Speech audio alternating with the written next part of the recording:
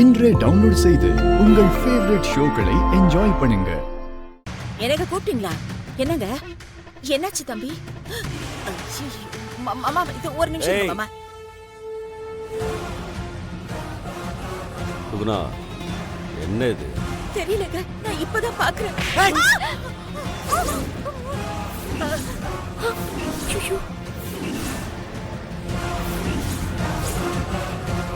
எழுந்துரு.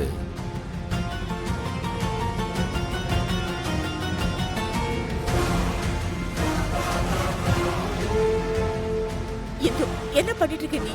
என்னாச்சுக்கா? எல்லா வேலையும் முடிச்சிட்டு தானே நான் சாப்பிட்டுட்டு இருக்கேன். என்ன இது? உன்னாலதான் சுகுணாக்கு அடி வாங்கிட்டு இருக்காங்க. நான் என்ன பண்ணேன்?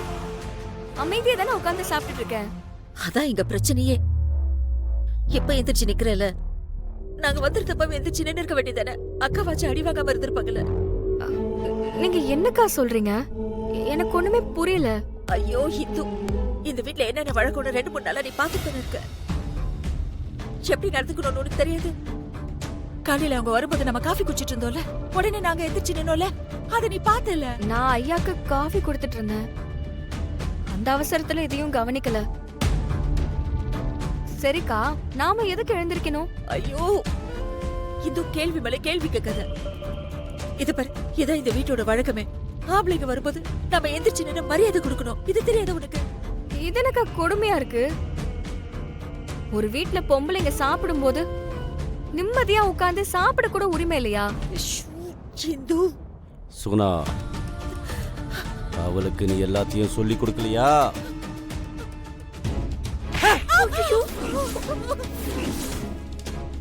ஏங்க, இது என்ன அநியாயமா இருக்கு? எதுவும் பண்ணாத சுகுணாக்காவை போட்டு அடிச்சிட்டு இருக்கீங்க.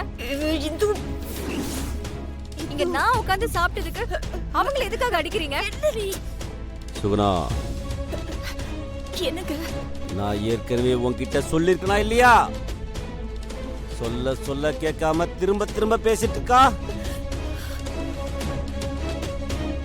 இதுக்கெல்லாம் யார் காரணம்?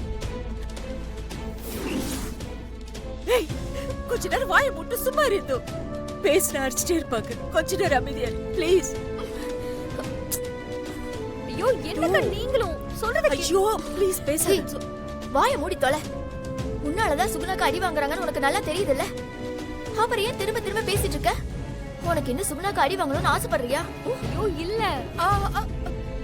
பேசாத இந்து.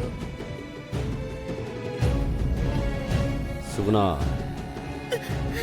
அவளுக்கு நீ எதுவுமே சொல்லி கொடுக்கலையா? இந்த வீடு எப்படி, இங்க பொம்பளைங்க எப்படி இருக்கணும், எங்க இருக்கணும், ஆம்பளைங்களை பார்த்தா எப்படி நடந்துக்கணும் அப்படின்னு எல்லாத்தையும் சொல்லி கொடுக்க சொல்லல? சொன்னீங்க. சொல்லி தரலையா? இல்லங்க, ஏதோ தப்பு நடந்து போச்சுங்க. திரும்பவும் அவளுக்கு நான் சொல்லி கொடுக்கறேங்க. வழக்கத்தை மீறினா என்ன ஆகும் தெரியும்ல? இன்னொரு தடவை இந்த மாதிரி நடந்துச்சு,